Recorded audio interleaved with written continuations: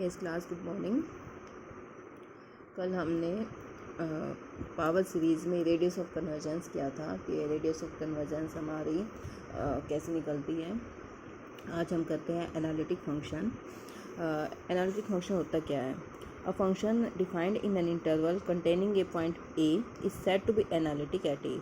ठीक है, कोई भी फंक्शन है किसी इंटरवल में जो उस पॉइंट ए को कंटेन करता है, तो उस फंक्शन को एनालिटिक एट ए कब बोलेंगे? If it can be represented by power series in the power of x minus a with radius of convergence R greater than 0। यदि हम उस फंक्शन को in terms of power series यदि हम उसको represent कर सकते हैं, ठीक है, और उसमें उसकी रेडियस ऑफ कन्वर्जेंस निकाले, तो ऑब्वियसली वो आर है, वो मतलब क्या है, 0 से बड़ा होना चाहिए। ठीक है, यानी कि किसी एक पॉइंट के ऊपर फंक्शन को एनालिटिक कब बोलेंगे? जब हम उस फंक्शन को एज ए पावर सीरीज़ हम उसको रिप्रेजेंट कर सकें। ठीक है, और जो रेडियस ऑफ कन्वर्जेंस होगी वो उसकी ग्रेटर दैन 0 है। ये in other words f x is analytic at x equal to a. तो इफ़ द टेलर सीरीज, देखो ये एक्स ने एक्स फॉर्म में लिख दिया है, x minus a raise to n f के n upon n factor exist and converges to f of x, यानी कि एक फाइनाइट वैल्यू आ जाए for all x in the interval are greater than 0। ठीक है, तो ये कुछ एग्जांपल्स दिए हैं, sine x, cos x, e raise to x, sine hyperbolic x, ये सारे क्या है, एनालिटिक फंक्शन है। log 1 plus x is also analytic function at x equal to 0। ठीक है, यहाँ पे देखो मतलब क्या है कि जैसे ये फंक्शन है, हमें मेनली किसी फंक्शन को बताना है कि वो फंक्शन एनालिटिक है या नहीं है, तो हम देख लेते हैं क्या उस फंक्शन की कोई फाइनाइट वैल्यू एग्जिस्ट करेगी। जिन पॉइंट्स पे फंक्शन की वैल्यू इनफाइनाइट हो जाती है, तो उन पॉइंट्स को छोड़ के वो फंक्शन हमारा एनालिटिक है। जैसे हमारे पास फंक्शन है x upon x square minus 5x plus 6, यहाँ पर इसके फैक्टर हो गया एक्स माइनस 2 एक्स माइनस 3। तो जैसे मैं एक्स के लिए को 2 पुट करती हूँ तो भी फंक्शन हमारा इन्फिनिटी चला जाएगा, 3 पुट करती हूँ तो भी फंक्शन इन्फिनिटी चला जाएगा। ठीक है, तो हम क्या करेंगे, 2 और 3 को छोड़ के बाकी सारे पॉइंट्स पे फंक्शन क्या है, एनालिटिक हो जाएगा। ठीक है, ये बहुत सिंपल सा तरीका है हमारे किसी फंक्शन को एनालिटिक चेक करना है हमें कि फंक्शन की वैल्यू कहाँ पर इन्फिनिटी नहीं होती। ठीक है ना, यदि फंक्शन की वैल्यू किसी पॉइंट पे इन्फिनिटी हो जाती है तो उन पॉइंट्स को छोड़ के हमारा फंक्शन क्या है, एनालिटिक हो जाता है। आगे आता है ordinary and singular point of a differential equation. जैसे ये हमारे पास डिफरेंशियल इक्वेशन है, j square y upon d x square plus p x divide by d x plus q x into y equal to 0। The point x is equal to a is said to be ordinary point of the differential equation if both the function px and qx are analytic at x is equal to a। उनको ordinary point कब बोलेंगे? जब P और Q दोनों हमारे पास क्या है, analytic function हो जाए।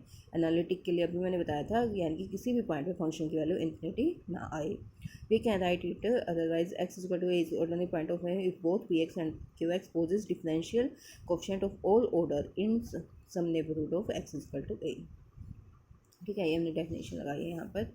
अच्छा, x equal to a is not an ordinary point of the differential equation, तो उसको क्या बोलेंगे, सिंगुलर पॉइंट बोलेंगे। सिंगुलर पॉइंट क्या होता है? यदि वो ऑर्डिनरी पॉइंट नहीं होता तो उसको सिंगुलर पॉइंट बोलते हैं।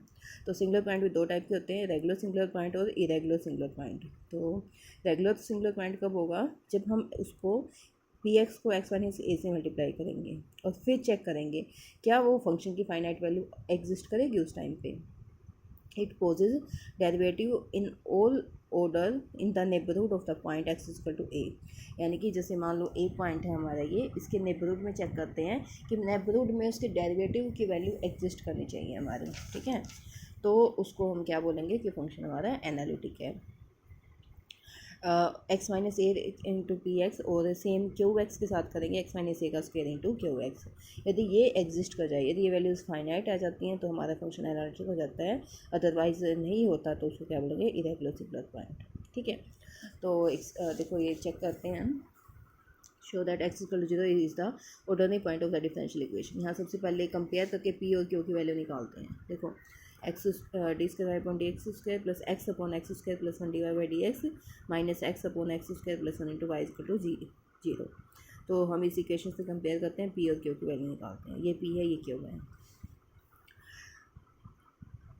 both p and q poses differential coefficients of all order in the neighborhood of x equal to 0। p and q are analytic at x equal to 0।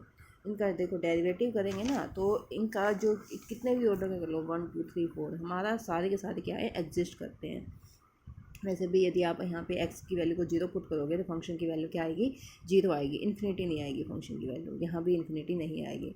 यदि इन्फिनिटी नहीं आएगी मतलब फंक्शन क्या है, एनालिटिक है। ये एक सिंपल सा है हमारा पास तरीका इसके चेक करने का, लेकिन हम उसको नहीं करेंगे। हम लिखने में तो यही लिखेंगे कि बोथ पी है क्यों Px and Qx poses differential coefficient in all order in the neighborhood of x is equal to 0. So x is equal to 0 is the ordinary point of the differential equation. So that x is equal to 0 is the ordinary point of the differential equation. Same यहाँ पर हम करते हैं, देखो यहाँ पर हमने ये मल्टीप्लाई किया, पी और क्यू की वैल्यू निकाली। अब both x is equal to 0 पे ये क्या है कि इनके डेरिवेटिव्स जो हैं एग्जिस्ट करते हैं, ठीक है। यहाँ पे फंक्शन की वैल्यू फाइनाइट होती है, तो पी एंड क्यू क्या है, एनालिटिक, हमारे पास analytic at x is equal to 0 है।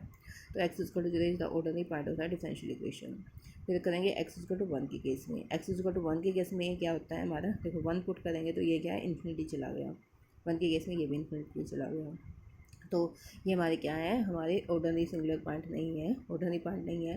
तो हम चेक करेंगे क्या ये सिंगुलर पॉइंट है, मतलब रेगुलर सिंगुलर पॉइंट है या फिर इरेगुलर सिंगुलर पॉइंट है। तो सिंगुलर पॉइंट्स में हम क्या करेंगे, x-1 इंटू पी एक्स और x-1 का स्क्वायर इंटू क्यू एक्स देखते हैं। तो देखो x-1 इंटू पी एक्स करके यहाँ पर ये क्या हो गया, x अपॉन एक्स प्लस 1। अब x इक्वल टू 1 पुट करेंगे तो फाइनाइट वैल्यू आ जाएगी ना, सेम यहाँ पर।